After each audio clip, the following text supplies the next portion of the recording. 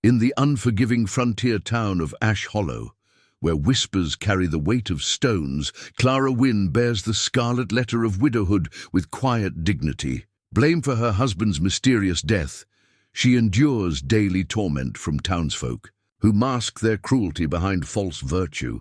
Her bruises tell a story of persecution, her silence a testament to survival. But someone is watching. Beau Callahan, the wealthiest rancher for 100 miles, sees what others choose to ignore. Known for his lethal aim and iron will, he's a man who speaks rarely, but whose words reshape destinies. When Clara suffers another public assault, Beau makes a declaration that stuns the town. She is to be his bride. What drives a man of such power to risk everything for a woman branded by scandal? Before we jump back in, tell us where you're tuning in from. And if this story touches you, make sure you're subscribed, because tomorrow I've saved something extra special for you. Dawn crept through the worn lace curtains of Clara Wynn's modest home on the outskirts of Ash Hollow, painting shadows across her weathered kitchen table. Her fingers absently twisted the tarnished gold band on her left hand, a habit born of anxiety rather than remembrance. The ring that once symbolized love now served as a beacon for scorn, drawing suspicious glances and whispered accusations wherever she went. The morning ritual began as it always did: rise before the sun, tend to her small garden while the streets were empty, and prepare for another day of calculated avoidance. She'd learned to time her movements like a smuggler in her own town, slipping between buildings, taking back alleys, and keeping her eyes fixed firmly on the ground. Clara caught her reflection in the washbasin's rippling surface. At 32, grief had etched subtle lines around her eyes, but hadn't dimmed their determined glint. Her dark hair was pulled back severely, every strand controlled, as if perfect propriety might somehow shield her from the town's judgment. They called her Widow Wynn now, spitting the words like curse. The memories of that stormy night 6 months ago rose unbidden. Thomas, drunk again, stumbling through the door, raging about lost wages and bad luck, the crack of lightning that illuminated his twisted face as he raised his fist, the thunder that swallowed her scream, then silence, deep and final, as he clutched his chest and collapsed. The doctor called it heart failure, but the town had other theories.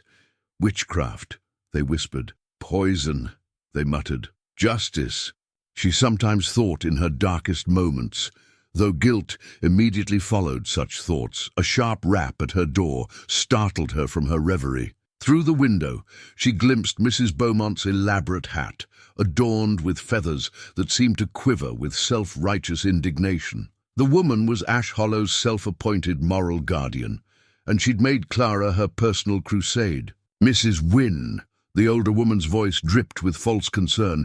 The Ladies' Aid Society is meeting this afternoon. We've been discussing your situation. Your soul's welfare is of great concern to us all. Clara's hand tightened on the door frame. Thank you, Mrs. Beaumont, but I have pressing matters to attend to. Indeed. Mrs. Beaumont's painted lips curved in a cruel smile. More important than your reputation, than your salvation. There are rumors, Mrs. Wynn, disturbing rumors about that night. A God-fearing woman would want to clear her name. The unspoken threat hung in the air between them. Clara had seen others, broken by Mrs. Beaumont's particular brand of Christian charity.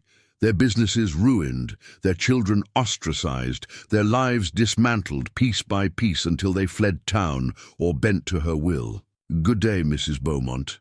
Clara closed the door firmly, then pressed her forehead against the worn wood, listening to the angry rustle of skirts retreating down her front steps.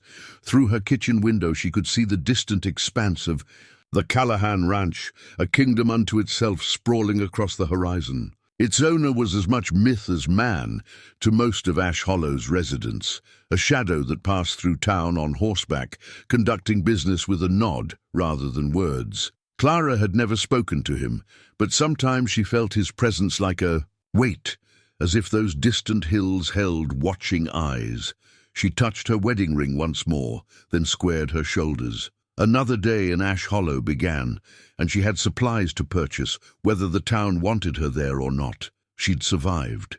Thomas's fists, she would survive their stones as well, even if they wore away at her, one small cruelty at a time. Beau Callahan lowered his brass spyglass, its well-worn surface reflecting the morning light. From his vantage point atop Morgan's Ridge, Ash Hollow spread below like a weathered chessboard, its pieces moving in predictable patterns of malice and manipulation. The instrument had been his father's, a relic from a sailing life abandoned for the promise of Western prosperity, and now served a different kind of navigation. He'd watched the town's cruel ritual unfold again. Clara Wynn's solitary figure moving between shadows, the strategic parting of crowds, the performative turning of backs. Even from this distance, he recognized the rigid set of her shoulders, the careful measurement of each step. A woman walking through fire, determined not to show burns. His bay stallion, Thunder, shifted restlessly beneath him.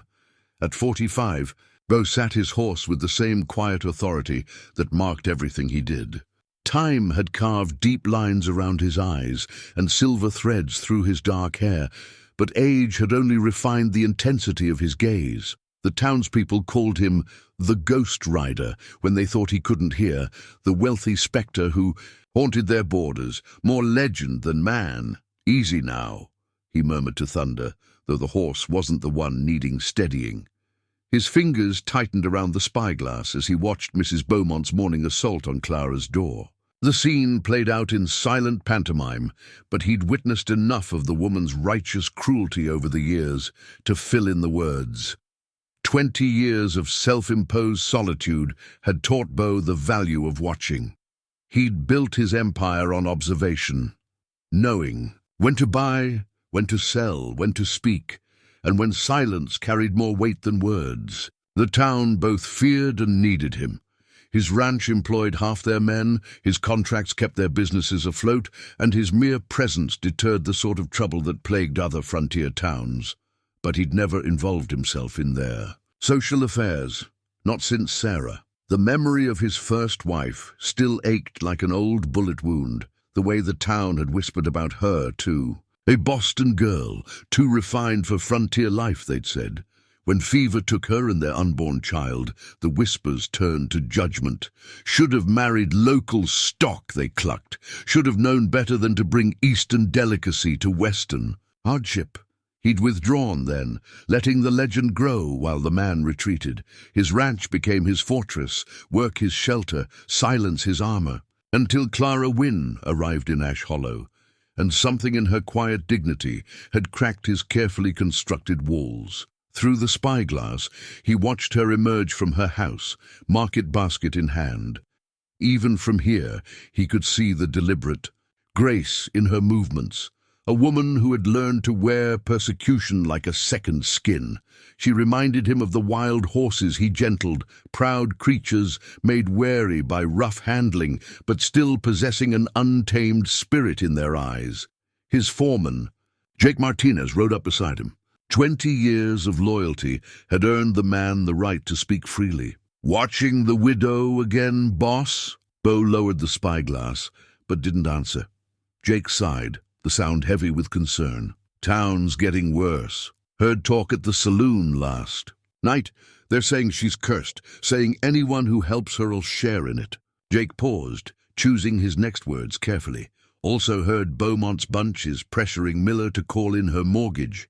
The brass of the spyglass creaked under Beau's tightening grip. He'd known Thomas Wynn, a mean drunk who'd squandered his wife's inheritance on cards and whiskey. The man's death had been no mystery to those who understood the wages of excess, but Ash Hollow preferred darker explanations. "Ain't right," Jake continued. "What they're doing to her reminds me of Sarah." Beau finished quietly. Yes. Below, Clara had reached the market square. Through the spyglass, Beau watched the familiar choreography of cruelty. The sudden emptying of space around her, the performative gathering of skirts, the mothers pulling children away as if widowhood were contagious. Yet she moved through it, all with a grace that made their actions seem small and petty in comparison.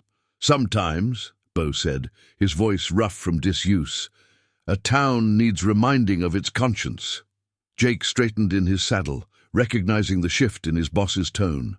"What are you thinking?" But Beau had already turned Thunder toward town, the spyglass tucked safely in his saddlebag. He'd watched long enough. Sarah's memory had taught him the price of silence, and he'd carried that guilt for 20 years. Some debts could only be paid in action. Behind him, Jake allowed himself a small smile. The Ghost Rider was about to become flesh and blood again, and Ash Hollow's comfortable cruelty was about to meet its reckoning. The market square baked under the late morning sun, dust devils dancing between the stalls like restless spirits. Clara gripped her basket tighter, its worn handles smooth from anxiety's familiar touch. She had timed her shopping for when the square was busiest, a counterintuitive choice, but experience had taught her that public cruelty required a certain intimacy her tormentors were reluctant to risk in a crowd. Today, however, something felt different. The usual bubble of emptiness around her had grown denser, more deliberate. Mrs. Beaumont stood by the dry goods store, holding court among her followers, her voice carrying just loud enough to wound. And then poor Thomas, crying out in such agony. Suspicious, isn't it? A man that strong, dying so suddenly. A dramatic pause. Of course, some poisons leave no trace. Clara's hand trembled as she selected vegetables from Mr. Peterson's stand. The old farmer avoided her eyes as he took her coins, dropping them as if they burned his fingers. Her basket was half full when she heard the sharp crack of wood against cobblestone. Someone had stuck out a walking stick, sending Mrs. Miller sprawling. "Oh, the witch made me trip." Mrs. Miller's accusation rang across the square. "Did you see? She used her evil eye." Clara hadn't been within 10 feet of the woman, but truth had long since ceased to matter in Ash Hollow's persecution of the widow Wynn. "I saw it too," another voice joined in. "She muttered something under her breath." The crowd contracted around her like a noose. Clara clutched her basket closer, searching for an escape route, but finding only a wall of hostile faces. Mrs. Beaumont pushed to the front, righteous fury amplified by her morning's failure to intimidate Clara at her home. "It's time we stopped tolerating this evil in our midst," Mrs. Beaumont declared. "Think of our children, our souls." She turned to Clara, voice dripping false concern. "Confess, Mrs. Wynn. Cleanse your soul before God. Tell us how you murdered your husband." "I did not murder Thomas." Clara's voice was quiet but clear, carrying across the sudden hush. "God knows the truth." "Blasphemy!" Mrs. Beaumont's hand shot out, knocking the basket from Clara's grip. Vegetables rolled across the dusty ground as someone shoved Clara from behind. She stumbled, catching herself against a post, feeling the scratch of splintered wood against her palms. "The Lord helps those who help themselves," Mrs. Beaumont intoned, reaching for Clara's arm with talon-like fingers. "Perhaps a ducking in the horse trough will loosen your tongue." The crack of a rifle shot split the air. The crowd froze, then parted like water before fire as hoofbeats approached.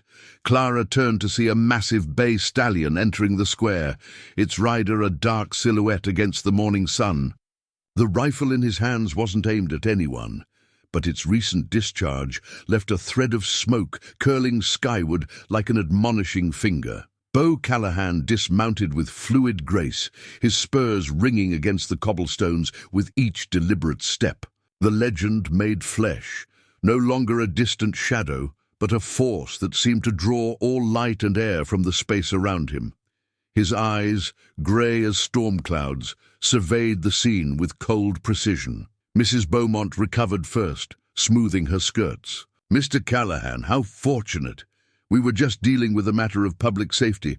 I saw." His voice was deep, rough from disuse, yet it carried effortlessly. "I saw everything." Those 3 words fell like stones into the square's silence. His gaze swept the crowd, lingering on faces, memorizing them.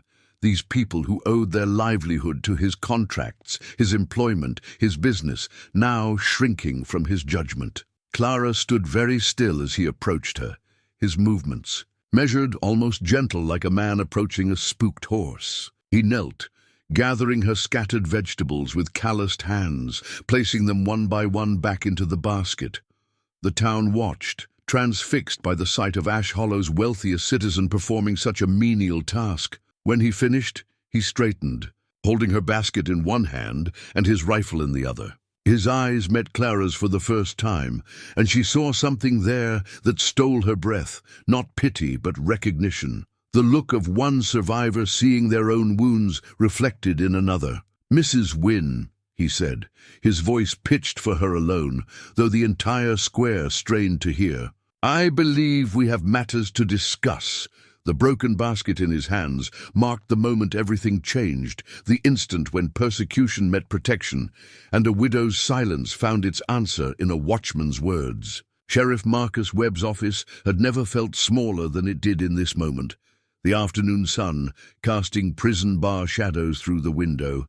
His quill scratched against the marriage registry with deliberate slowness, each stroke an attempt to delay the inevitable. Across his desk, Beau Callahan stood like a storm front, his presence filling the room with charged anticipation. "You understand what you're doing, Beau?" Marcus asked, looking up from the ledger. 20 years of friendship earned him the right to question. "This isn't like buying a new parcel of land." "Write it down, Marcus." Beau's voice carried the same quiet authority that had silenced the market square an hour earlier. Clara stood slightly apart, her market basket still clutched. In white-knuckled hands, the vegetables inside now crushed from the morning's violence. Her mind raced back through the events that had led to this moment, each scene more surreal than the last. After helping her gather her scattered dignity along with her vegetables, Beau had turned to address the crowd. His words still rang in her ears. "Mrs. Wynn has endured enough of Ash Hollow's particular brand of justice. From this day forward, she's under my protection as my wife." The shocked silence that followed had been absolute, broken only by Mrs. Beaumont's theatrical gasp and the sound of Jake Martinez's quiet chuckle from atop his horse. Now, watching the sheriff's pen move across the page, Clara felt suspended between terror and hope. Beau hadn't asked her, not really, but he had looked at her with those storm-grey eyes and said, "Unless you object, Mrs. Wynn." And in that moment, she'd seen a path out of her personal hell. "It ain't natural." Mrs. Beaumont's voice carried through the open window from where a crowd had gathered outside. "A man like him marrying a—" The scratch of the sheriff's pen paused. "That woman's like to cause trouble," Marcus warned. "She already has." Beau's hand rested on the butt of his holstered pistol, a casual reminder of his reputation. "This ends it." Clara finally found her voice. "Mr. Callahan, I don't expect anything. Once the papers are signed, I can stay in my house. You needn't trouble yourself further." Beau turned to her, his expression softening almost imperceptibly. "Your house has a mortgage coming due. Miller's been pressured to call it in." His voice gentled. "The ranch has room." Of course he knew about the mortgage. The ghost rider saw everything from his hillside perch. Clara wondered what else he'd witnessed during her months of torment and why he'd chosen this moment to intervene. The sheriff cleared his throat. "Need your signatures, both of you." He turned the ledger, its pages heavy with the weight of history. How many other marriages had been recorded here? How many born of love rather than necessity? Clara stepped forward, taking the offered pen. Her hand trembled slightly as she signed her name, the ink marking her transition from Widow Wynn to Mrs. Callahan. Beau's signature followed, his strong strokes a stark contrast to her delicate script. "Witnessed and recorded," Marcus declared, pressing his official seal into the hot wax. "By the power vested in me by the territory of Wyoming, I now pronounce you man and wife." He looked between them awkwardly. "I reckon you can kiss if you've a mind to." Clara felt heat rise in her cheeks, but Beau simply offered his arm with old-world courtesy. "Mrs. Callahan," he said, her new name a question and an answer both. "Shall we?" Outside, the crowd parted before them like waters before Moses. Clara felt their stares like physical blows, heard the whispers already starting. But now those whispers held a different tenor, fear of Beau Callahan outweighing their hatred of her. Mrs. Beaumont stood directly in their path, her face mottled with suppressed rage. "The Lord sees all, Mr. Callahan, even those who harbor—" "Yes," Beau cut her off, his voice carrying across the street. "He does see all, every stone thrown, every lie whispered, every false accusation." His grip on Clara's arm tightened protectively. "Remember that, Mrs. Beaumont." Thunder, his bay stallion, waited patiently beside Jake's horse.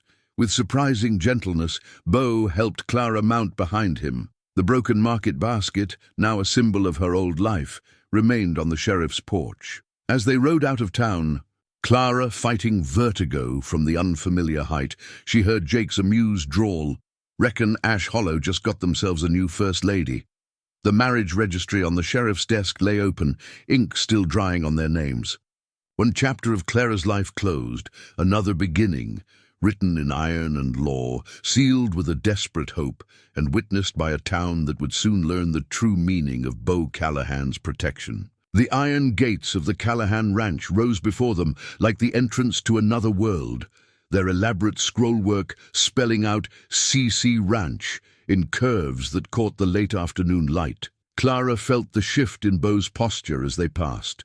Beneath them, a subtle relaxing of shoulders that spoke of home ground and lifted burden. The ranch spread out before her like something from a dime novel's pages, a sprawling two-story main house built of rich red timber and local stone, flanked by well-maintained outbuildings, corrals, and a massive barn.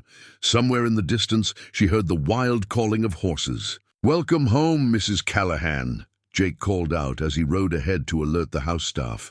The words felt foreign in Clara's ears, like a language she'd yet to learn. Beau guided Thunder toward the house with practiced ease. Clara, still pressed, against his back caught the scent of leather and prairie sage, noting how his posture remained carefully proper despite their proximity. A marriage of convenience, then, a shield, not a shackle. The knowledge brought both relief and an unexpected twinge of something else. The housekeeper waited on the broad porch, a tall woman with iron-grey hair and watchful eyes. "I'm Mrs. Hayes," she said, as Beau helped Clara dismount. "We've prepared the East Wing guest room," a pointed look at Beau. "Unless you'd prefer different arrangements?" "The guest room will do fine," Beau replied, his tone brooking no discussion. To Clara he added, "Mrs. Hayes runs this house better than any general. She'll show you what you need to know." Clara nodded, understanding the unspoken message. This was to be a marriage in name only, their spaces as separate as their pasts. She followed Mrs. Hayes into the house, feeling Beau's presence fall away like a shadow at noon. The interior spoke of restrained wealth, quality furnishings chosen for comfort rather than show, walls adorned with scenes of Western life, floors covered in thick rugs that muffled their footsteps. But it was the library they passed that caught Clara's eye. Walls of books reaching to the ceiling, leather chairs worn to inviting softness, a desk scattered with papers bearing Beau's bold handwriting. "The master's sanctuary," Mrs. Hayes explained, catching her look. "Though you'll find him more often in the stables than the study these days." They climbed the broad staircase to the East Wing. Clara's room was larger than her entire former house, with windows overlooking the corrals and distant pastures. A new trunk stood at the foot of the bed. "Your things from town," Mrs. Hayes explained. "Jake rode back for them while you were at the sheriff's. Thought you might sleep easier with familiar items around you." She paused. "The master, he's a good man, Mrs. Callahan. Better than most know." "I don't want to disrupt your household," Clara said carefully, "or Mr. Callahan's life." Mrs. Hayes's expression softened slightly. "Child, his life could use some disrupting. Been too quiet here since Sarah passed." She moved to the window, adjusting curtains that needed no adjustment. 20 years he's let that ghost haunt him.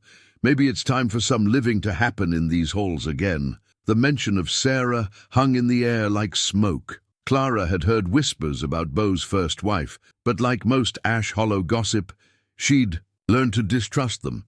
Suppers at 6, Mrs. Hayes continued briskly. The master takes his in the small dining room, not the formal one. He's particular about punctuality. She headed for the door, then turned back. And Mrs. Callahan, whatever brought you here? You're under this roof now. That means something in this house. Left alone, Clara sank onto the bed's edge, its softness, foreign after years of her thin mattress. Through the window, she watched Beau in the corral below, working with a spirited young horse. His movements were patient, assured, showing the same gentle strength he'd displayed in the market square. Marriage of convenience, yes. But as she unpacked her meager belongings, Clara felt something unfamiliar take root in her chest. Hope, fragile as a prairie flower after drought. The iron gates had marked more than a boundary between ranch and town. They'd marked a line between past and future, persecution and protection. From below came the sound of hoofbeats and Beau's quiet voice, gentling the nervous horse. Clara touched the cool glass of her window, watching. She'd learned to survive in Ash Hollow's shadows. Perhaps, here, in this strange new world of iron gates and quiet strength, she might learn to live again. Dawn painted the ranch in shades of pearl and promise, drawing Clara from her too-soft bed to the window. Below, ranch hands moved through their morning routines like a well-rehearsed dance. In the nearest corral, a magnificent black mare paced, restlessly tossing her head at anyone who approached. Around her neck hung a worn leather bridle, its brass fittings dulled with age. "That's Midnight," Beau's voice came from her doorway, making her start. He stood with careful formality in the hall, already dressed for the day. "Sorry to disturb you. Mrs. Hayes mentioned you were early to rise." "The mare," Clara said, drawing her shawl closer. "She seems troubled. Wild caught 2 weeks ago. Won't let anyone near her." A pause. "Would you like to meet her?" The invitation surprised her. Since their arrival yesterday, Beau had maintained a respectful distance, their paths crossing only at the quiet supper where conversation stayed safely tethered to ranch business. In the early morning light, the stable's interior glowed like polished honey. Clara inhaled deeply. Hay, leather, horse, and beneath it all the sharp, clean scent of sage that seemed to follow Beau everywhere. He moved through the space with fluid familiarity, greeting each horse by name. "My father believed horses could read souls," he said, leading her to Midnight's stall. "Said they knew truth from lies better than any man." He reached for a curry brush, offering it to Clara. "Care to test his theory?" Clara accepted the brush, its handle smooth from years of use. "My grandfather raised horses before the fever. Took him. He taught me their ways when I was small." The memory warmed her voice. "Mother said it wasn't ladylike, but Papa encouraged it." Beau's expression shifted subtly.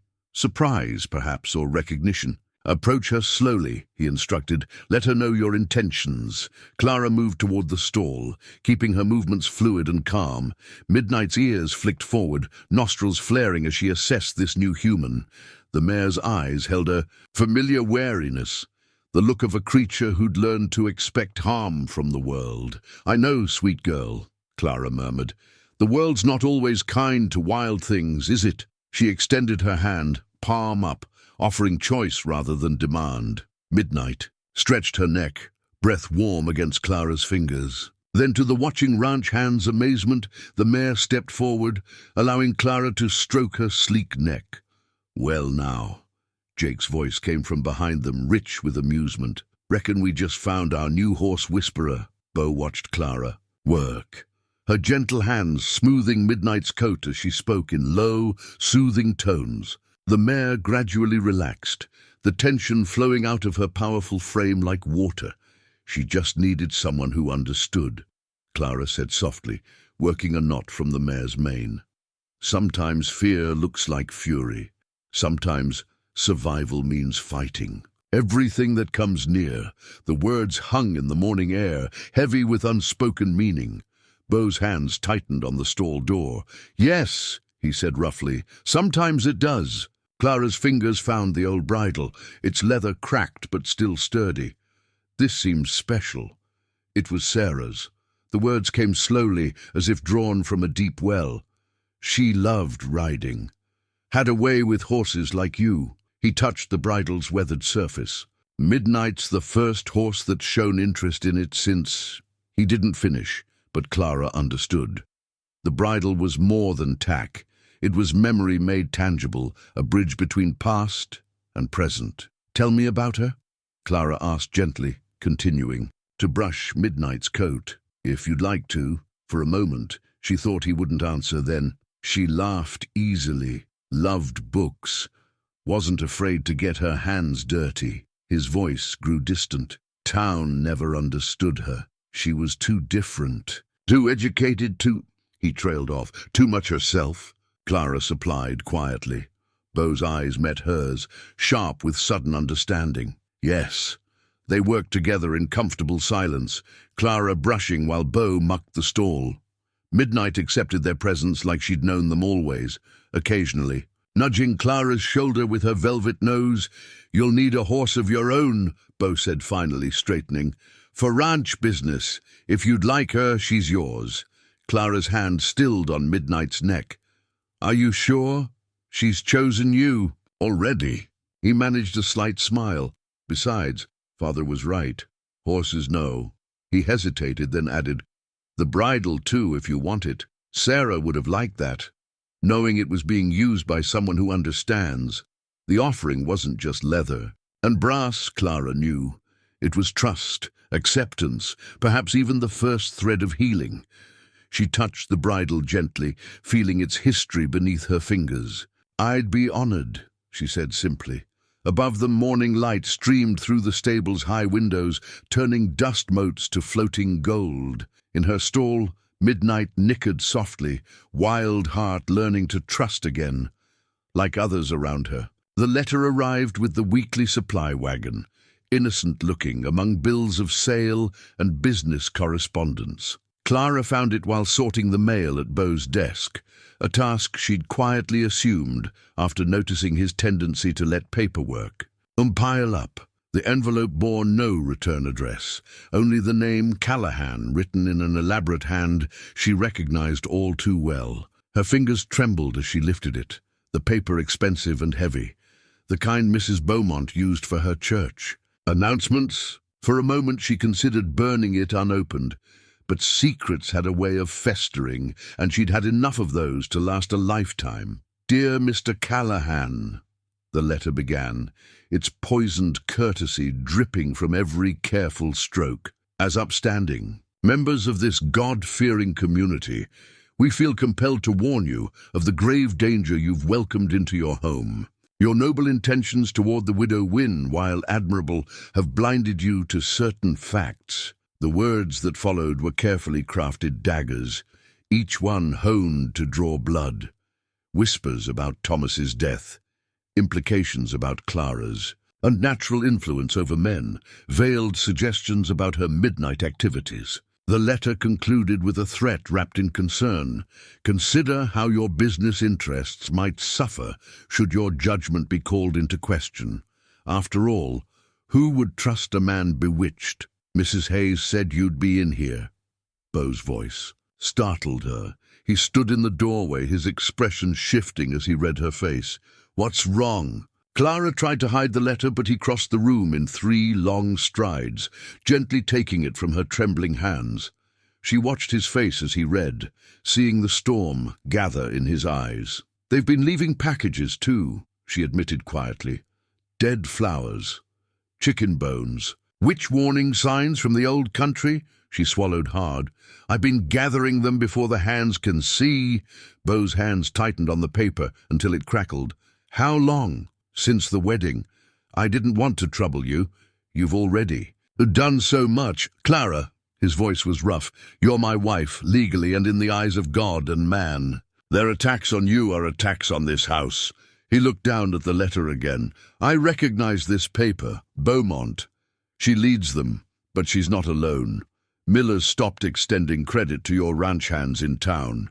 Peterson won't sell vegetables to your cook. They're trying to isolate us, he repeated softly, noting her choice of words. Clara straightened her spine. I won't be the cause of harm to your business, Mr. Callahan. Perhaps if I were to leave quietly— No. The word cracked like a whip. Beau crossed to the window, staring out at the ranch that 3 generations of Callahans had built. 20 years ago, I let them whisper Sarah to death, stood aside thinking dignity meant silence, thinking if we just ignored them. His voice roughened. Never again. He turned back to her, and Clara saw something fierce wake in his face. The ghost. Becoming flesh, the silence finding its voice. This is your home now, your ranch, your life to live as you choose. He held up the letter, and I aim to make that clear to every God-fearing soul in Ash Hollow. They'll fight back harder, she warned. Let them. A dangerous smile touched his lips. I own the banknotes on half their businesses, control the water rights they depend on. They've forgotten that while they were spreading gossip, I was building power. He moved closer, not touching her, but near enough that she felt the solid strength of his presence. You're not alone anymore, Clara. The afternoon sun slanted through the study windows, catching the letter's elaborate script. Such a delicate thing to carry so much malice. But paper burned and ink faded, and perhaps Mrs. Beaumont had forgotten that not all wealthy men were. Made weak by comfort. What will you do? Clara asked. Remind them why they feared me before they feared you. He took the letter to his desk, laying it flat. But first, we're going to respond. Together. Let them see that a Callahan household stands united. Clara watched him pull out fresh paper and ink, seeing not the quiet widower she'd married, but something altogether more formidable. The ghost rider was awakening, and Ash Hollow would soon remember why legends were born of fear as much as respect. The anonymous letter lay between them like a declaration of war, but this time Clara faced the battle with solid ground beneath her feet and an ally at her side. Let them whisper. Let them scheme. The wind that carried their threats would soon bear witness to their fall. The lightning-struck oak stood sentinel at the edge of the north pasture, its scarred trunk a testament to nature's fury.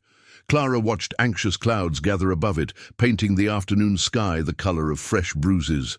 Behind her, the ranch. Hands worked with urgent efficiency, securing buildings and livestock against the coming storm. Biggest system I've seen in years, Jake said, joining her at the fence. Barometers dropping like a stone. He cast a worried glance toward the distant herd. Beau rode out an hour ago to help bring in the strays. Should have been back by now. Thunder growled across the hills like a hungry beast. The wind picked up, carrying the sharp scent of rain and something else. Fear. Clara felt it in the restless shifting of the horses. Saw it in the nervous glances the hands exchanged.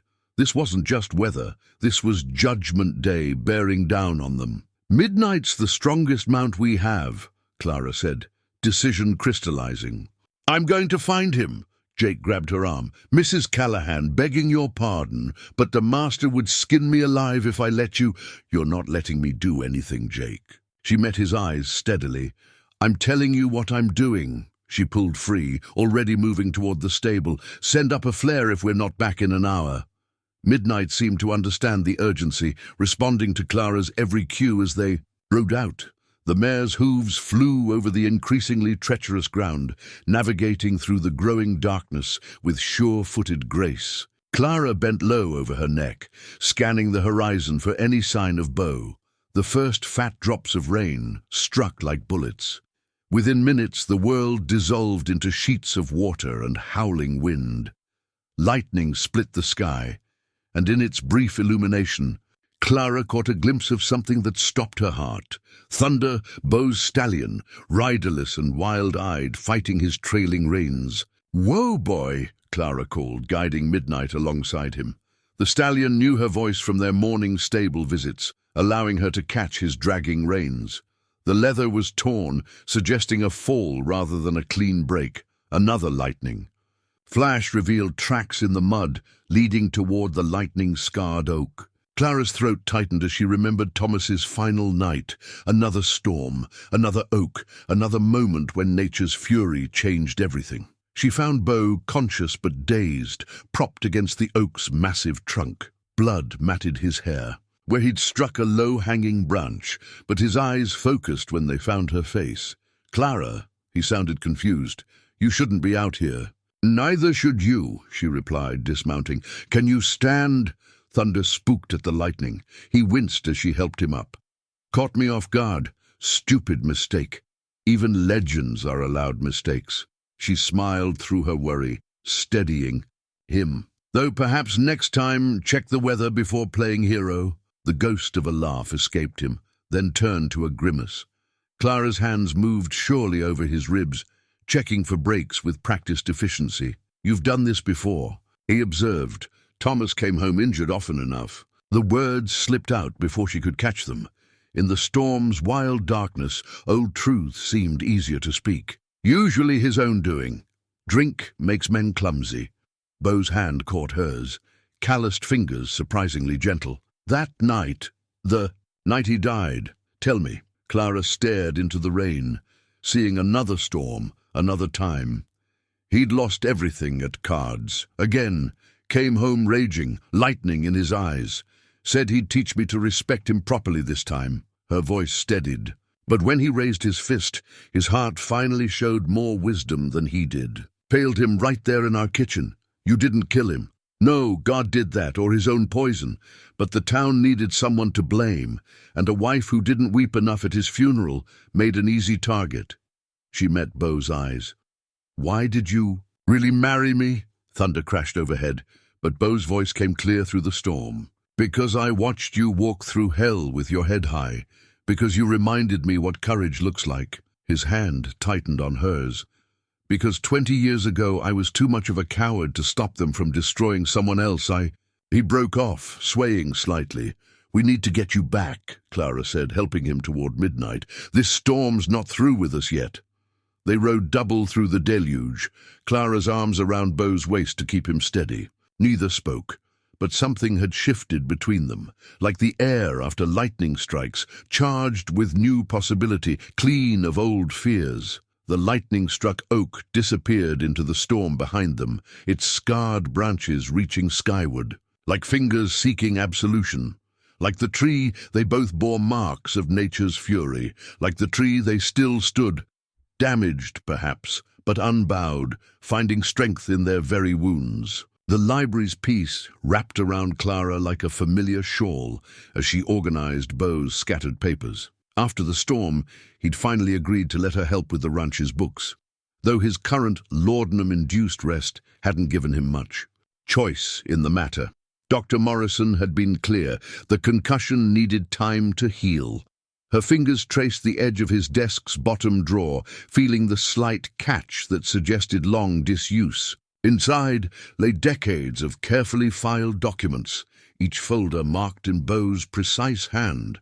But it was a yellowed newspaper clipping, pressed between the pages of a ledger that caught her eye. "Tragedy strikes Callahan Ranch," the headline declared. "Prominent rancher's wife dies in mysterious circumstances." The date placed it 20 years ago, just months after Beau and Sarah's wedding. Clara's hands trembled as she read. The article painted a familiar picture, a refined Eastern woman, unsuited to frontier life. Rumors of strange beliefs, of books on natural medicine, of healing herbs grown in secret gardens. A sudden illness, whispers of self-administered poison, and beneath it all, the town's unmistakable judgment. "That's private." Beau's voice, rough with sleep and medicine, made her start. He stood in the doorway, one hand braced against the frame. "You should be resting," Clara said, but didn't try to hide the clipping. After last night's truths shared in the storm, pretense seemed pointless. She wasn't who they said. He moved carefully to his chair, the lingering effects of his injury, evident in each deliberate step. Sarah was brilliant. Studied medicine back east, unofficially, of course. No college would admit a woman. His fingers traced the article's edge. She wanted to help people, used her knowledge of herbs, traditional, Remedies, called it kitchen medicine to make it seem harmless, but the town didn't see it that way. No, bitterness edged his voice. They called it witchcraft, said she was poisoning their wells, cursing their children. When the fever came, he stopped, the memory still raw after 2 decades. She tried to help, had medicines that might have saved lives, but they wouldn't let her near their sick, called her a harbinger of death instead of the healer she was. Clara saw it clearly now, the parallel that had drawn him to her case. Another woman condemned by ignorance, another, life twisted by lies. The fever took her in the end, Beau continued, along with our unborn child. But before that, the whispers, the isolation. I thought if we ignored it, if we stayed above it. His hand clenched on the desk. I failed her, Clara. Let her face their cruelty alone, because I thought dignity meant silence. You were young, Clara said softly. Sometimes survival teaches us the wrong lessons. I learned, he agreed grimly. Built my empire, made myself necessary to their survival, became the ghost they feared glimpsing on their borders. But I couldn't save her. So you saved me instead. Their eyes met across the desk. Perhaps, he admitted, we saved each other. Clara looked down at the article again, seeing Sarah's story with new clarity. A healer branded a witch. A woman. Of science, condemned by superstition. Just as Clara's quiet dignity had been twisted into cold-heartedness, Sarah's knowledge had been transformed into something dark and threatening. She kept a journal, Beau said suddenly. Her medicines, her observations. I sealed it away after... But perhaps, he reached into the drawer, producing a leather-bound book. You should have this. You'd understand it better than I did. The journal's pages were filled with careful notes, detailed drawings of herbs, precise instructions for tinctures and poultices. Sarah's intelligence shone through every word, her compassion evident in margin notes about patients helped, lives touched. She would have liked you. Beau said quietly, you have the same strength, the same unwillingness to let their darkness dim your light. Clara closed the journal gently. Then we honor her by refusing to hide. By using what she knew to help others, she met his gaze steadily, and by remembering that dignity isn't silence, it's truth spoken in the face of lies. The newspaper clipping lay between them, its accusations faded by time, but its lesson clear.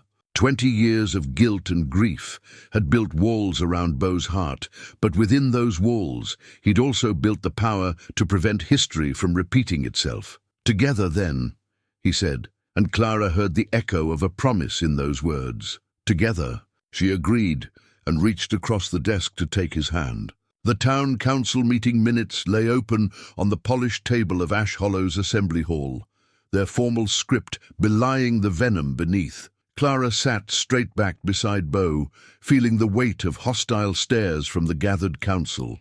Members, Mrs. Beaumont occupied her usual seat of prominence, her elaborate hat unable to disguise the malice in her eyes. Item 4, Mayor Harrison read, his voice carrying artificial gravity. Discussion of recent disruptions to town commerce and social order brought by concerned citizens. He shuffled his papers. Mrs. Beaumont, you have the floor. Thank you. Mayor, Mrs. Beaumont rose, clutching a sheaf of papers. As duly appointed head of the Ladies' Aid Society and moral guardian of this God-fearing community, I must bring to the council's attention certain irregularities since Mr. Callahan's unfortunate marriage. Beau's hand found Clara's under the table, a quiet gesture of support that didn't go unnoticed by their observers. Mrs. Beaumont's lips tightened. Businesses are suffering. Families are afraid. There are reports of strange lights at the ranch at night, odd smells from herb gardens, animals acting peculiar. She laid her papers on the table.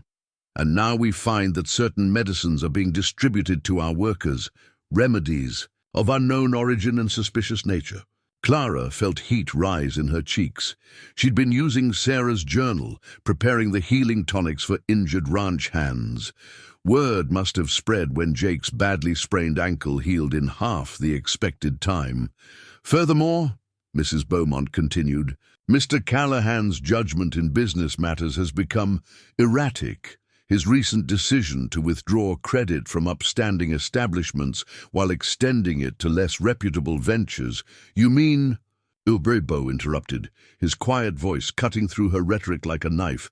My decision to withdraw support from businesses that discriminate against my wife and employees while expanding partnerships with those who show basic human decency. The council recognizes Mr. Callahan, Mayor Harrison said hastily, clearly unsettled by the dangerous edge in Beau's tone. Let's dispense with the theater, Beau said, rising slowly. You've all read the meeting agenda. You know what this is. Really about. He drew a document from his coat. This is a list of every outstanding loan, mortgage and water rights agreement in Ash Hollow. I own most of them. I've been a silent partner in your prosperity for 20 years. Uneasy murmurs rippled through the chamber. Clara watched the council members shift in their seats, their self-righteous certainty wavering in the face of economic reality. But silence, Beau continued, can be misinterpreted as weakness. 20 years ago, I let this town destroy someone I loved because I thought dignity meant accepting your judgment. That was a mistake I won't repeat. Mrs. Beaumont rallied. Are you threatening us, Mr. Callahan? No, Margaret. His use of her first name made her flinch. I'm remembering who I am. The ghost you feared wasn't a legend. It was a man who chose to stand aside. That ends today. Clara stood then, her voice clear in the tense chamber. The medicines I prepare come from Sarah Callahan's research. A woman of science you condemned as a witch. I've studied her methods, tested her remedies. They work. She met Mrs. Beaumont's gaze steadily. You can call me witch if you choose, but you cannot deny the healing. The council chamber erupted in whispers.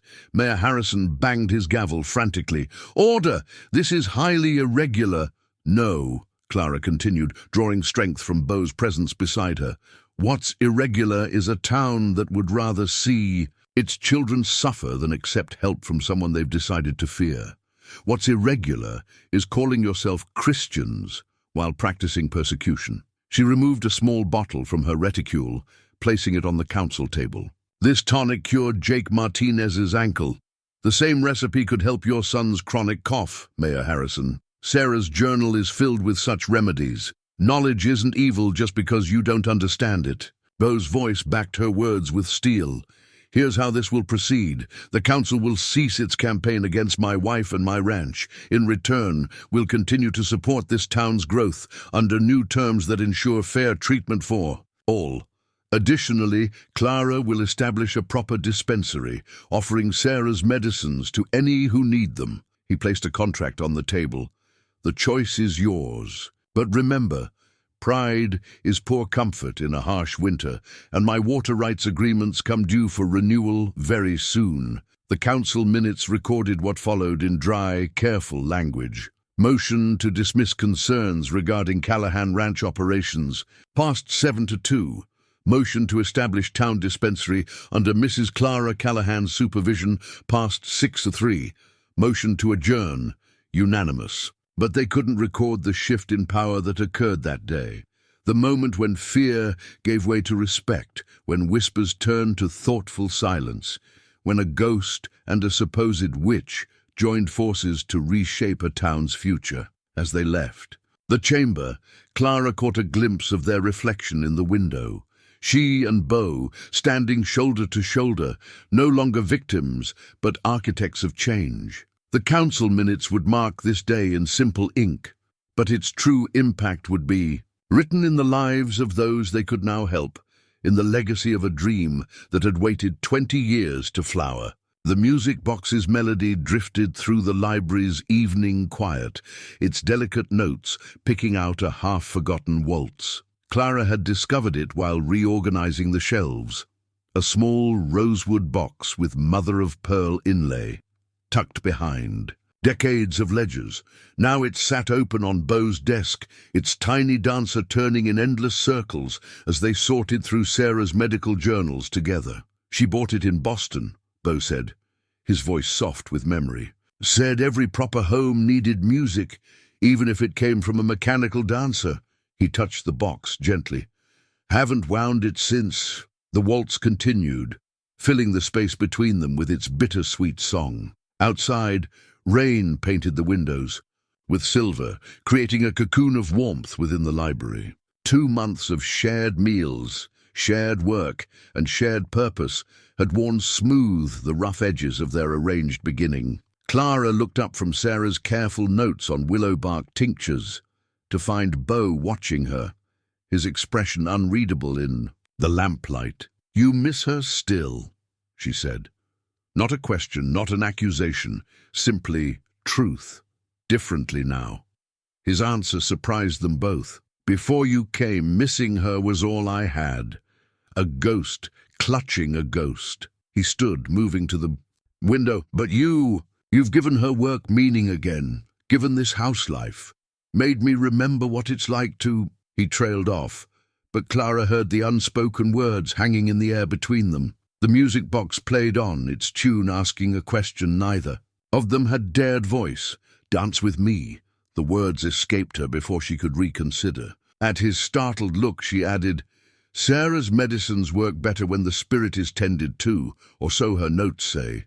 A smile touched his lips, the rare, unguarded kind that transformed his entire face. "Do they now?" He extended his hand. "Far. And be it from me to argue with medical wisdom." Clara's heart stuttered as his fingers closed around hers. They'd touched before, helping with horses, passing documents, steadying each other through crises, but this was different. This was choice rather than necessity, want rather than need. The music box's waltz wrapped around them as Beau drew her into the proper frame. "It's been a while," he warned. "For us both," she agreed. Their first steps were awkward, 2 people remembering how to move together. But muscle memory took over, and soon they were turning smoothly between desk and bookshelf, the library transformed into an impromptu ballroom. "Thank you," Beau said suddenly, "for the dance, for making me feel human again." His hand was warm, against her back. "I spent so long being the ghost they feared, I almost forgot how to be anything else." Clara's fingers tightened on his shoulder. "And thank you for seeing me when everyone else looked through me, for giving me a home when I'd forgotten what that felt like." The music box's melody began to slow, its mechanism winding down, their steps gentled with it, until they were barely moving, simply holding each other in the lamplit quiet. Clara. Her name on his lips was different now, weighted with something new. "I know this began as convenience, as protection, but I find myself—" A log shifted in the fireplace, sending up a shower of sparks. The music box gave one final discordant note before falling silent. The spell broke, and they stepped apart, both a little unsteady. "I should wind it," Beau said quickly, reaching for the box. "If you'd like to keep dancing." Clara touched his arm, stilling him. "Beau." She waited until he met her eyes. "Some things, once wound down, can be wound up again. Others need to find their own new music." Understanding bloomed in his face. Slowly, deliberately, he closed the music box's lid. The tiny dancer disappeared, but in the quiet that followed, Clara sensed a different sort of dance beginning, one written not in notes and measures, but in shared breaths and shortened distances. "It's getting late," she said softly. "I should stay." The word was gentle, not a demand, but an offering. "Just stay a while longer. We can go through more of Sarah's notes." Clara settled back into her chair, and Beau returned to his, the space between them somehow smaller than before. The music box sat silent on the desk, its dance complete, but its work done. Like Sarah's journals, it had served its purpose, not just carrying the past, but building a bridge to the future. Outside, the rain continued its gentle percussion on. The windows, nature providing its own melody for the unspoken song growing between them. The poison bottle gleamed darkly in Jake's palm, its green glass catching the afternoon light, filtering through Beau's study windows. The label, half-peeled but still legible, bore the name of Mrs. Beaumont's favorite apothecary in Cheyenne. Found it while clearing out the old Wynn place, Jake explained, his weathered face grave. It was hidden under a loose floorboard in the kitchen. Along with these, he placed several letters on Beau's desk, their paper yellow with age. Clara sat very still, her hands clenched in her lap. The bottle seemed to mock her with its presence, a twist of fate that had taken one life and nearly destroyed another. "Read them," Jake urged quietly. "Mrs. Callahan needs to know the truth." Beau picked up the first letter, his voice tight as he read aloud. "Dearest Thomas, your wife's continued presence is an affront to decent society. Remember our arrangement, the money to cover your gambling debts in exchange for your help in removing this blight from our town. The enclosed powder, properly administered, will appear as heart failure." The words hit Clara like physical blows. "Thomas was working with Mrs. Beaumont?" Keep reading," Jake said grimly. The next letter revealed more. Thomas's growing paranoia, his demands for more money, his threats to expose Mrs. Beaumont's previous arrangements with other undesirables she'd driven from town. The final letter, dated the day of Thomas's death, trembled with barely contained rage. "You weak-willed fool," Beau read, his voice hardening. "You were supposed to poison her, not develop a conscience. Your sudden attack of morality will cost us both. Come to my house tonight. We'll discuss how to salvage this situation.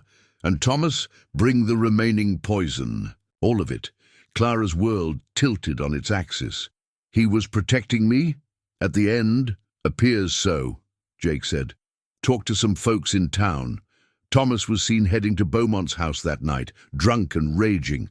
But he never arrived. Had his attack. Right there in your kitchen, because he knew," Clara whispered. "Knew what she wanted him to do and couldn't live with it." A bitter laugh escaped her. "All this time, they've called me witch and murderess, while the real poisoner sat in her pew every Sunday, planning her next victim." Beau set the letters down carefully, but Clara saw the fury in his controlled movements. "Jake, get Marshal Davis from the county seat. He's no friend of Beaumont's, and find Dr. Morrison. We'll need his testimony about Thomas's death." "Already sent for them both," Jake said. "Should be here by nightfall." After Jake left, silence filled the study. Clara stared at the poison bottle, remembering Thomas's final moments, his wild eyes, his clutched chest, his last whispered words she'd never understood until now. "Won't do it. Won't kill her. I should have known," she said finally. "Should have seen through Mrs. Beaumont's pretense of Christian charity. All those others she drove away. How many died mysterious deaths? How many lives did she destroy in the name of moral purity?" Beau moved around the desk, kneeling beside her chair. "You saw what she wanted everyone to see. The respected widow, the moral guardian. Even I believed her act until—" He stopped, something dark crossing his face. "Sarah used to visit her, you know, brought her medicines for her headaches. I always wondered if—" Clara caught his hand. "We'll never know for certain, but we can stop her now, make sure she never harms another soul." "You could leave," Beau said quietly. "Once she's arrested, your name will be cleared. You'd be free to start fresh somewhere else, somewhere without these shadows." Clara turned to him, seeing the fear beneath his controlled expression. Fear not of losing his protective role, but of losing her. "My place is here," she said firmly. "With the dispensary, with Sarah's work, with you." The poison bottle caught the light again, its green glass reminiscent of snake scales. Such a small thing, to hold so much evil, to carry so much power to destroy lives and birth lies. But its discovery had brought truth to light at last, had transformed victim to victor. "Together then," Beau said, echoing their words from the library, but weighted now with deeper meaning. "Together," Clara agreed. She stood, squaring her shoulders. "Let's finish this." As they waited for the marshal, Clara watched the sun begin its descent toward the horizon. Soon, Mrs. Beaumont's carefully constructed world would crumble. Her true nature exposed to the town she'd terrorized for so long. The poison bottle would stand as evidence of her crimes, proof that evil often wore a respectable face, and that truth, like a healing tonic, sometimes tasted bitter before it cured. Thomas's final act of defiance had taken years to bear fruit, but its harvest would be justice, not just for Clara, but for every soul Mrs. Beaumont had marked for destruction in her quest to play God in a frontier town. Beau's rifle hung above the study fireplace, its polished stock reflecting lamplight, as Marshal Davis examined the evidence spread across the desk. Outside, a crowd had gathered, drawn by the sight of the lawman's horse at the Callahan ranch. Mrs. Beaumont sat rigid in a straight-backed chair, her composure cracking only when her eyes fell on the poison bottle. Quite a cache of letters you kept, Margaret," Marshal Davis said, his weathered face grim. "Detailed records of every person you've driven out of Ash Hollow, every arrangement you made. Did your conscience demand such careful bookkeeping?" "This is absurd," Mrs. Beaumont snapped, but her fingers worried the cross at her throat. "I am a pillar of this community. These accusations are clearly another of Clara Wynn's witch." "Mrs. Callahan," Beau cut in, his voice carrying the edge of a storm. "My wife's name is Mrs. Callahan." The marshal held up one of the letters. "Your writing, your seal, your signature. And here's the receipt from the apothecary in Cheyenne. Funny thing about poison, sellers keep records. The apothecary remembered. Says you were quite specific about wanting something that would mimic heart failure." Clara stood by the window, watching darkness gather beyond the glass. How many nights had she lain awake, haunted by Thomas's death, carrying the weight of the town's judgment? Now, in the study's lamplight, truth was finally having its say. "Thomas Wynn was a drunk and a gambler," Mrs. Beaumont said, switching. "Tactics. He came to me for help.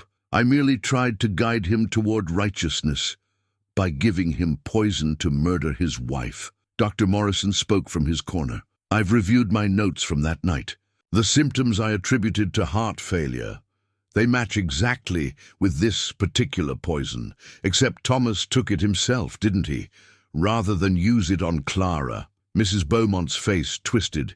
He was weak, couldn't see that removing her was God's work. These outsiders, these women who don't know their place, they poison our society with their independent thoughts, their mysterious medicines, their refusal to submit. "Like Sarah Callahan?" Clara's quiet question cut through the room like a blade. The older woman's eyes narrowed. Sarah Callahan was a heretic who thought science could replace God's will. She came to me, too, with her tonics and tinctures, trying to corrupt our women with ideas above their station. The fever was divine judgment. The fever. Beau's voice was dangerous now. Or something you put in her tea during those charitable visits? Marshal Davis leaned forward. "Mrs. Beaumont, I've got letters spanning 20 years. How many deaths have you arranged in the name of God's will?" "Everything I did was for this town's moral welfare." She stood, righteous fury overwhelming caution. Someone had to protect our values, our way of life. These women with their herbs and books, thinking they know better than God's ordained order. "And so you appointed yourself God's executioner," Clara said, moving away from the window. "You didn't poison with just bottles, did you? You poisoned with whispers, with lies, with carefully crafted rumors. You killed Sarah with isolation before you ever touched her tea. You tried to do the same to me. You should have died." Mrs. Beaumont's composure shattered completely. "Thomas promised you would drink the tonic that night, but he turned coward, threatened to expose everything, said he'd found his conscience." She laughed bitterly. "He drank it himself instead. Poetic justice, wouldn't you say? The would-be murderer taking his own poison?" The confession hung in the air like smoke. Marshal Davis nodded to his deputies waiting outside. "Margaret Beaumont, you're under arrest for the murder of Thomas Wynn, conspiracy to commit murder, and God knows what else we'll find once we start digging." As they led her out, she turned back, her face a mask of contempt. "You think this changes? Anything? This town will never accept you, Clara Wynn. You'll always be the witch, the outsider. No, Beau said, moving to Clara's side. She's the healer you tried to destroy, the strength you couldn't break. And unlike you, Margaret, she actually does God's work, mending what people like you have broken. The crowd outside parted as Mrs. Beaumont was led to the marshal's wagon. Clara watched from the study window as the town's moral guardian was taken away in chains, her carefully constructed facade finally crumbling to dust. The rifle above the fireplace caught the last rays of sunset, its metal gleaming like justice. Finally served. Clara felt Beau's hand find hers, solid and warm in the gathering dark. They had stood their ground together, faced down the poison of lies with the power of truth. "It's over," she whispered. "No," Beau said softly. "It's just beginning. Beyond." The window, the first stars emerged, bright as hope in a clearing sky.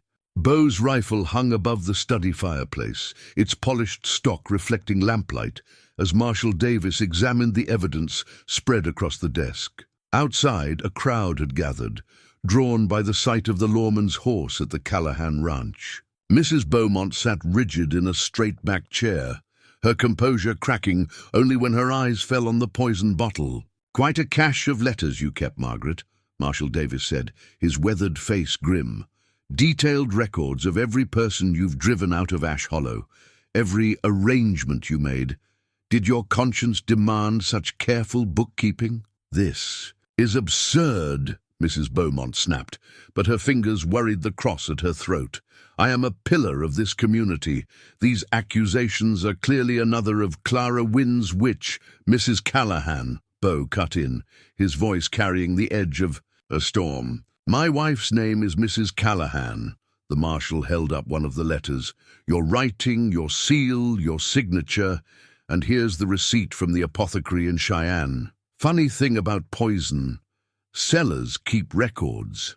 The apothecary remembered. "You well, says you were quite specific about wanting something that would mimic heart failure." Clara stood by the window, watching darkness gather beyond the glass. How many nights had she lain awake, haunted by Thomas's death, carrying the weight of the town's judgment? Now, in the study's lamplight, truth was finally having its say. "Thomas Wynn was a drunk and a gambler," Mrs. Beaumont said, switching. "Tactics. He came to me for help. I merely tried to guide him toward righteousness by giving him poison to murder his wife." Dr. Morrison spoke from his corner. "I've reviewed my notes from that night. The symptoms I attributed to heart failure, they match exactly with this particular poison, except Thomas took it himself, didn't he? Rather than use it on Clara."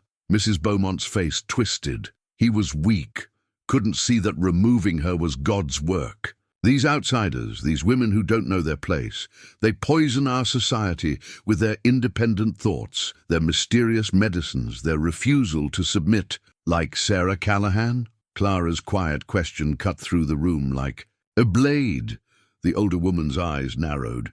Sarah Callahan was a heretic who thought science could replace God's will. She came to me too, with her tonics and tinctures, trying to corrupt our women with ideas above their station.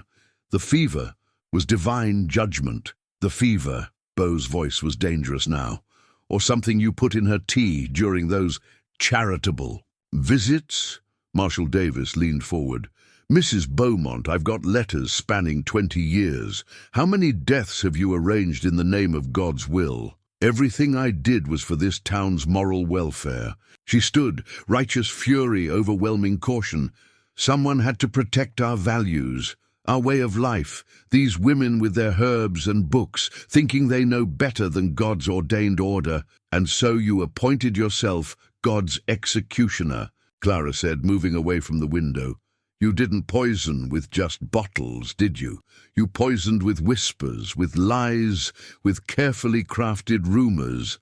You killed Sarah with isolation before you ever touched her tea. You tried to do the same to me. You should have died." Mrs. Beaumont's composure shattered completely. "Thomas promised you would drink the tonic that night, but he turned coward, threatened to expose everything, said he'd found his conscience." She laughed bitterly. He drank it himself instead. Poetic justice, wouldn't you say? The would-be murderer taking his own poison, the confession hung in the air like smoke. Marshal Davis nodded to his deputies waiting outside. Margaret Beaumont, you're under arrest for the murder of Thomas Wynn, conspiracy to commit murder, and God knows what else we'll find once we start digging. As they led her out, she turned back, her face a mask of contempt. You think this changes anything? This town will never accept you, Clara Wynn. You'll always be the witch, the outsider. No, Beau said, moving to Clara's side. She's the healer you tried to destroy, the strength you couldn't break. And unlike you, Margaret, she actually does God's work, mending what people like you have broken. The crowd outside parted as Mrs. Beaumont was led to the marshal's wagon. Clara watched from the study window as the town's moral guardian was taken away in chains, her carefully constructed facade finally crumbling to dust. The rifle above the fireplace caught the last rays of sunset, its metal gleaming like justice. Finally served. Clara felt Beau's hand find hers, solid and warm in the gathering dark. They had stood their ground together, faced down the poison of lies with the power of truth. It's over, she whispered. No, Beau said softly. It's just beginning, beyond. The window, the first stars emerged, bright as hope in a clearing sky. The judge's gavel sat heavy on his bench, its polished oak bearing witness to countless verdicts. Today, it would speak for the dead, for the accused, for 20 years of crimes hidden behind respectability's mask. The county courthouse hummed with tension as Mrs. Beaumont stood before justice, her black dress a mockery of mourning. Clara sat in the front row beside Beau, their fingers intertwined. The past week had revealed the full scope of Margaret Beaumont's crimes, not just Thomas's. Death and the plot against Clara, but a string of suspicious deaths and disappearances stretching back 2 decades. Each victim had somehow offended her sense of moral order, each elimination justified in her twisted interpretation of divine will. All rise, the bailiff called, and Judge Harrison took his seat. Unlike his brother the mayor, the judge was known for his unflinching pursuit of truth. Margaret Beaumont, he began, his voice filling the crowded courtroom, this court has heard testimony that paints a picture of systematic terrorism masked as moral authority. We've heard from families torn apart by your accusations, from witnesses, to your manipulation, from experts about the poison found in your possession. Mrs. Beaumont stood rigid, her face a mask of righteous indignation. I acted only to protect. Silence. The gavel cracked once. You've had your say. Now justice will have its turn. Clara felt Beau's hand tighten on hers as Dr. Morrison approached the bench, carrying Sarah's journal. Over the past week, the doctor had studied its contents extensively, comparing Sarah's documented remedies with the symptoms of those who had died under Mrs. Beaumont's spiritual guidance. Your Honor, the doctor said, Sarah Callahan's medical notes show she was treating several patients for symptoms consistent with slow poisoning. She was close to identifying the source when she herself fell ill. He placed the journal before the judge. The pattern is clear. When Mrs. Beaumont's whisper campaigns failed to drive someone away, she escalated to more permanent solutions. The courtroom erupted in whispers. Clara saw faces in the crowd she recognized, people who had shunned her, who had believed the lies. Now they looked at Mrs. Beaumont with dawning horror, seeing the monster beneath the pious exterior. Furthermore, Marshal Davis added, producing the stack of letters found at the ranch, we have Mrs. Beaumont's own words documenting her methods. Thomas Wynn wasn't her first attempt at manipulating someone into murder. He was just the first to choose death over becoming her instrument. The judge examined the evidence carefully, his face grave. Mrs. Beaumont, this court finds you guilty of the murder of Thomas Wynn, conspiracy to commit murder against Clara Callahan, and given the evidence of your other crimes, I'm binding you over for grand jury investigation into at least 7 additional deaths. The gavel fell with devastating finality. You will spend the remainder of your days in the territorial prison, where perhaps you'll learn the difference between God's justice and your own cruel manipulations. As the bailiff led Mrs. Beaumont away, she turned to face the crowd. I was right about them all.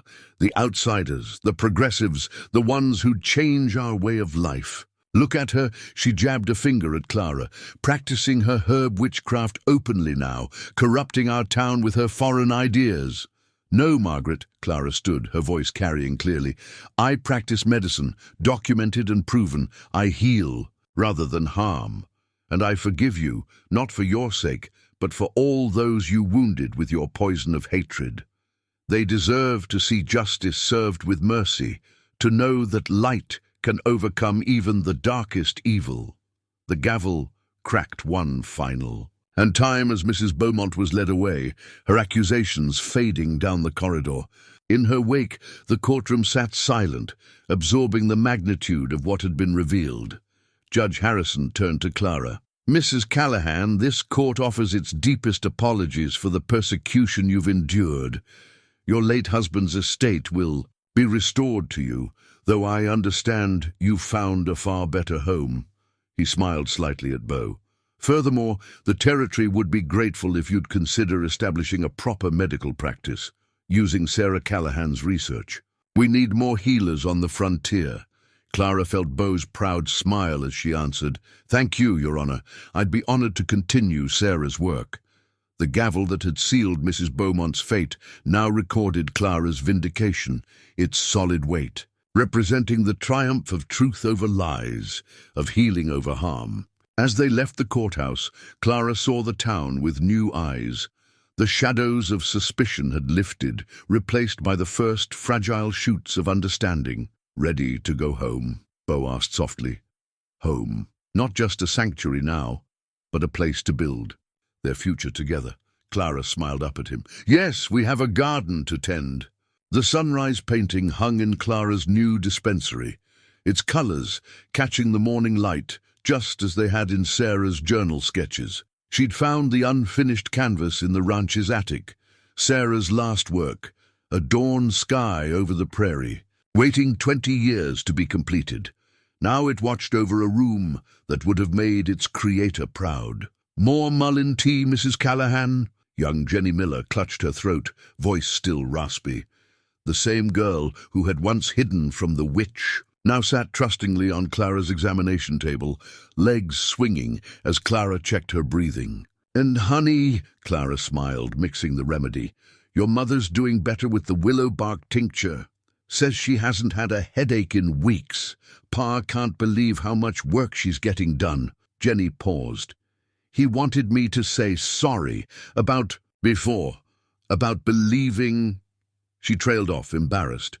The past is past, Clara said gently, providing the cup. What matters is the healing now. The dispensary had transformed the old Wynn house into something new, a place of hope rather than shadows. Townfolk who had once crossed the street to avoid Clara now sought her help openly. Sarah's journals lined the shelves, their wisdom finally serving its intended purpose. The bell over the door chimed as Beau entered, bringing the scent of sage and leather with him. His daily visits had become a ritual, love wrapped in the excuse of delivering supplies. Ladies, he nodded, eyes warming as they met Clara's. Jenny giggled, already noting the change in the room's atmosphere. Thank you for the tea, Mrs. Callahan. Ma says to expect her tomorrow for more of that joint liniment. After she left, Beau crossed to Clara, drawing her into a gentle embrace. Busy morning? 4 patients already. Mrs. Peterson's baby fever broke, thanks to Sarah's feverfew compound, and Reverend White actually quoted scripture about healing herbs in his sermon yesterday. She laughed softly. Times do change. You changed them, he murmured into her hair. You and Sarah both. Healing more than bodies here, healing the town's soul too. Clara turned in his arms to face the painting. I've been thinking about finishing it. The sunrise. Sarah's last vision of hope for this place. She touched the canvas gently. She knew, didn't she? What was coming. That's why she documented everything so carefully, saved all her knowledge. She believed in healing, in progress. Like you. Beau's voice roughened. Sometimes I think she led me to you in her way, left all the pieces for the right person to find. Through the dispensary windows, they could see Ash Hollow stirring to life. Where once there had been whispers and sidelong glances, now there were waves, greetings, the normal commerce of a town learning to face its shadows and grow beyond them. Tack. Painting caught the real sunrise's light, making the unfinished sky seem to glow.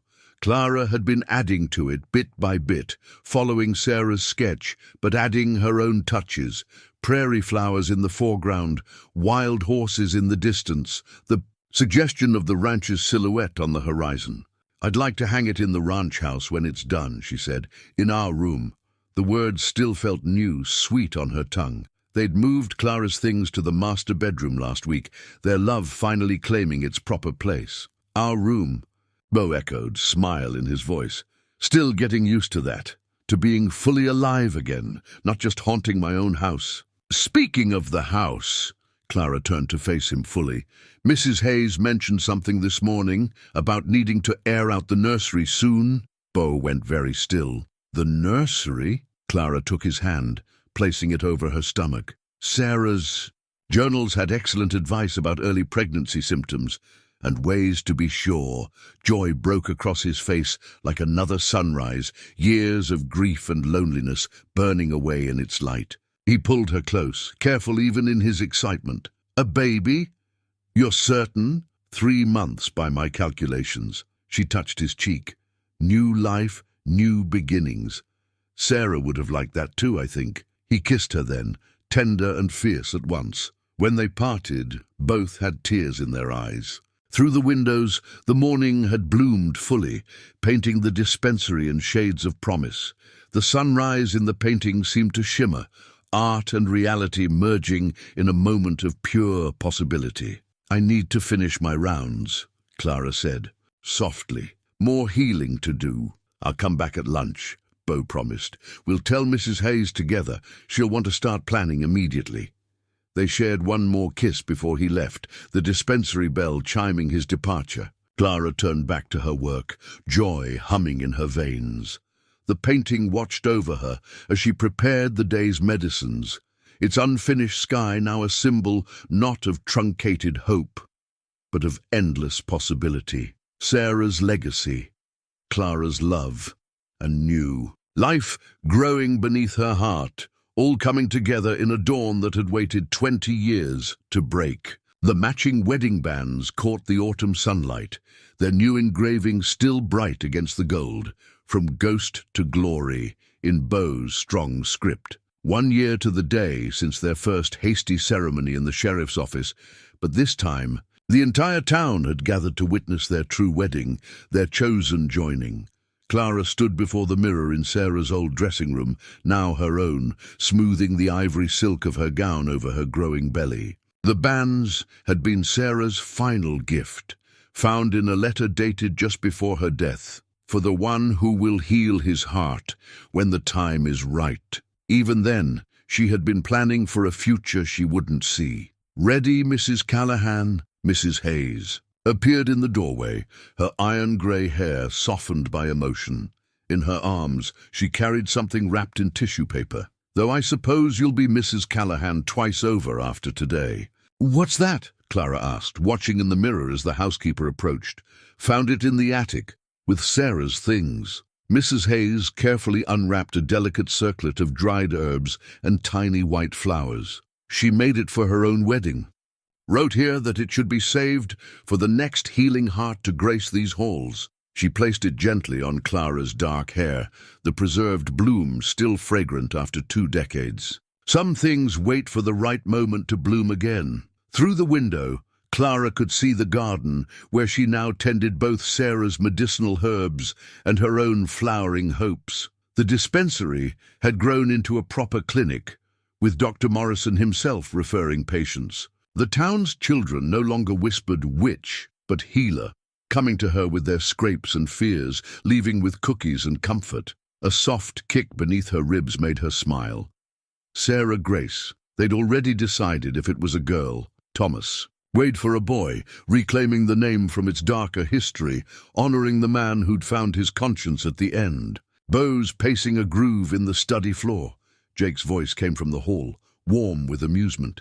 Think we ought to put him out of his misery? Clara touched the herb crown, feeling the connection to another bride who had stood in this room, full of dreams for a future cut too short. Yes, she said softly, it's time. The ceremony would be held in the garden, autumn roses twining with healing herbs, beauty and purpose growing together as they should. As Clara descended the stairs on Jake's arm, she saw the gathered crowd through new eyes, not persecutors turned friends, but simply people, capable of both cruelty and kindness, of growth and change. But it was Beau who drew her gaze and held.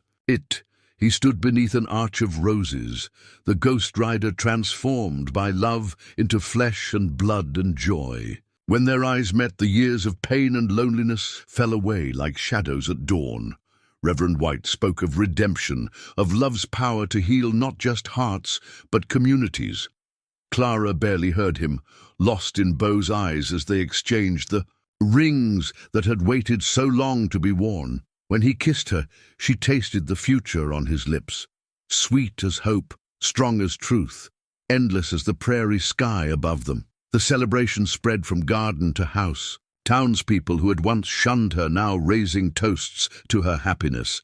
Dr. Morrison danced with Mrs. Hayes, Jake flirted with the school teacher, and children played tag between the herb beds, their laughter a different kind of healings. Evening painted the sky in Sarah's sunrise colors. Beau led Clara away from the crowd to the quiet of their study. The wedding bands gleamed in the lamplight as he drew her close. "Happy, Mrs. Callahan?" His voice held the smile that was no longer rare. "Happiness seems too small a word," she answered, feeling their child move between them. "We're writing a new story here, aren't we? Not just for us, but for all of them, too." Through the window they could see the town lights twinkling in the gathering dusk. Soon the guests would leave, carrying home medicines and memories, stories of how love had transformed not just two wounded souls, but an entire community's heart. "Sarah knew," Beau said softly, touching the herb crown still gracing Clara's hair. "She knew love would find its way back here, that healing would come full circle. And Thomas found his redemption too," Clara added, choosing conscience over cruelty at the end. The wedding bands caught the light again, as their hands entwined, the engravings telling their story in miniature, from ghost to glory, from persecution to peace, from broken to blessed. Outside, the stars emerged above their garden of healing, herbs and blooming roses, witnessed by a town that had learned to see with new eyes. Love had done what hate could not, transformed victim to healer, ghost to husband, suspicion to trust. The matching rings would bear witness to this truth, passed down through generations yet to come, telling of the autumn day when a ghost rider and a supposed witch showed an entire town how to bloom again in love's healing light.